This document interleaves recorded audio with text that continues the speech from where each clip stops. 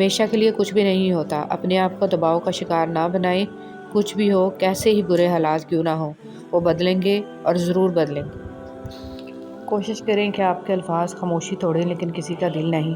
لوگ دیکھتے ہی نہیں اور بول کر چلے جاتے ہیں، اس کے بعد سننے والا اٹھ کر کھڑا ہی نہ ہو سکے۔ زمین کے اوپر کوئی بھی عمل کرنے سے پہلے کچھ لمحے کے لیے صرف ایک بار سوچیں کہ ہمارا یہ عمل زمین کے نیچے ہمارے لیے کس نتیجے کا باعث ہوگا۔ کسی پہ زیادہ یقین نہ کریں کیونکہ لوگ قرآن اٹھا کر بھی جھوٹ بولتے ہیں۔ اپنی خوشیاں اور غم اپنے تک محدود رکھیں کیونکہ لوگ خوشیوں کو نظر لگا دیتے ہیں اور دکھوں میں مزید دکھ دیتے ہیں۔ مخلص رہیں لیکن کوئی بھی توقع نہ رکھیں کیونکہ آپ کی مخلصی منہ پر مار دی جاتی ہے۔ جن کے دلوں میں رحم، طبیعت میں سادگی، احساسوں میں خلوص، ملنے میں اپنا پن، دلوں میں محبت اور سوچوں میں سچائی ہے، ایسے انسانوں کا وجود اللہ کی طرف سے مخلوق کے لیے نعمت ہے۔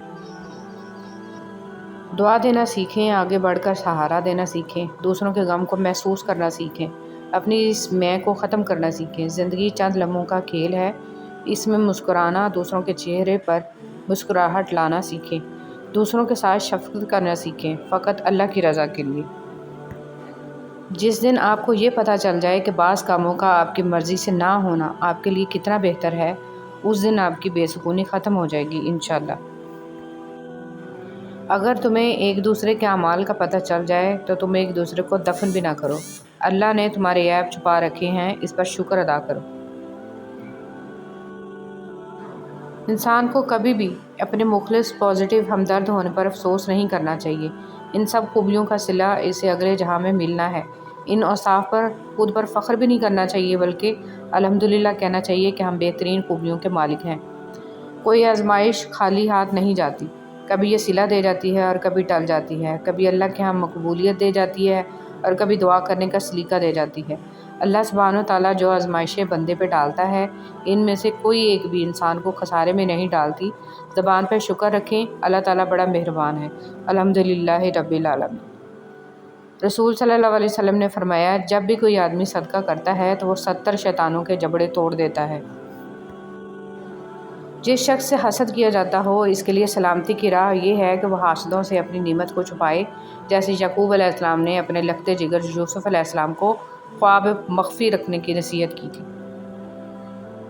حقیقت، کوئی عرس کا لنگر نہیں کھاتا تو کوئی میلاد کا اور کوئی محرم کی نیاز نہیں کھاتا، لیکن غریب کا حق اور حرام کی کمائی سب کے سب کھا جاتے ہیں۔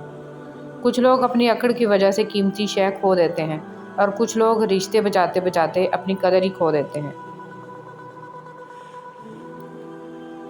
حضرت امام جعفر رضی اللہ تعالیٰ عنہ نے فرمایا، بندے کا ایمان جتنا زیادہ ہوگا اس کے رزق میں تنگی بھی اتنی ہی زیادہ ہوگی۔ مشکلوں پہ غور کریں گے تو مشکلیں بڑھتی چلی جائیں گی، لیکن اگر آسانیوں پہ غور کریں گے تو آسانیاں بڑھتی چلی جائیں گی۔ جس چیز پہ آپ دھیان دیں گے وہی چیز بڑھتی چلی جائے گی۔ اور عمل کچھ اور ہو تو پھر قسمت کبھی نہیں بدلتی۔ ہم لوگ اپنی نیت لوگوں سے چھپا سکتے ہیں، اس سے نہیں جس نے ہم کو پیدا کیا ہے۔ دین اسلام کا راستہ قابلیت کا نہیں، قبولیت کا راستہ ہے۔ یہاں صرف پڑھے لکھے لوگوں کی طلب نہیں ہوتی، یہاں بس تڑپ والے قبول ہوتے ہیں۔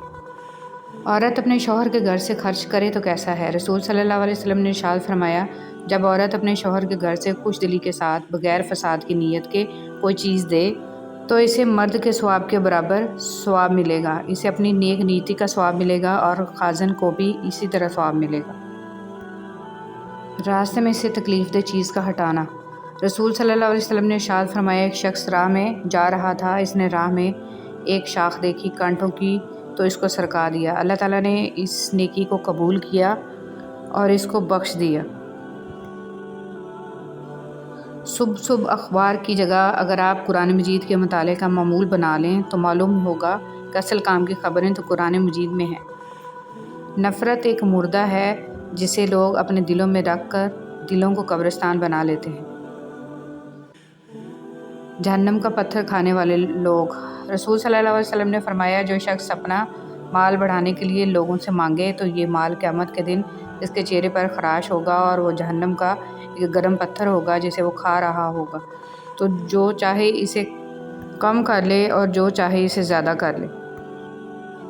نیند کے غلبے میں نماز نہ پڑھنا۔ رسول صلی اللہ علیہ وسلم نے فرمایا، جب نماز پڑھتے وقت کسی کو اونگ آ جائے تو اسے سو جانا چاہیے، یہاں تک کہ اس سے نیند کا اثر ختم ہو جائے۔ اس لیے کہ جب تم میں سے کوئی شخص نماز پڑھتا ہے اور وہ اونگ رہا ہوتا ہے تو وہ نہیں جانتا کہ وہ مغفرت طلب کر رہا ہے یا اپنے نفس کو بددعا دے رہا ہے۔ معاملات میں انصاف کرنے والوں کا اجر۔ رسول صلی اللہ علیہ وسلم نے ارشاد فرمایا، انصاف کرنے والے اللہ کے ہاں رحمان عز و جل کے دائیں جانب نور کے ممبروں پر ہوں گے، اور اس کے دونوں ہاتھ دائیں ہیں۔ یہ وہی لوگ ہوں گے جو اپنے فیصلوں، اپنے اہل و عیال اور جن کے یہ ذمہ دار ہیں ان کے معاملے میں انصاف کرتے ہیں۔ گھر والوں کے لیے ضروریات زندگی مہیا کرنا غلام آزاد کرنے سے بہتر ہے۔ حضرت امام زین العابدین رضی اللہ تعالیٰ عنہ نے فرمایا، میرے نزدیک بازار جانا اور گھر والوں کے لیے 1 درہم کا گوشت خرید کے لانا کہ جس کے لیے ان کا دل چاہ رہا ہے، غلام آزاد کروانے سے زیادہ محبوب تر ہے۔ بسم اللہ الرحمن الرحیم۔ معیشت و گناہ کبھی انسان کو کفر بے ایمانی میں مبتلا کر دیتے ہیں اور اسی حال میں وہ دنیا سے چلا جاتا ہے اور جہنم نصیب ہو جاتا ہے۔ بسم اللہ الرحمن الرحیم۔ اللہ سے اس کی بھی دعا کرنی چاہیے کہ ہمیں اپنا خوف عطا فرما، کیونکہ جب آدمی کے دل میں اللہ کی جلالت و عظمت کی وجہ سے اس کا ڈر اور خوف آ جاتا ہے، کیا وہ یہ سوچنے لگتا ہے کہ میری حرکتوں پر اللہ کے یہاں پکڑ ہوگی تو اس کی وجہ سے وہ گناہوں سے ضرور بچے گا۔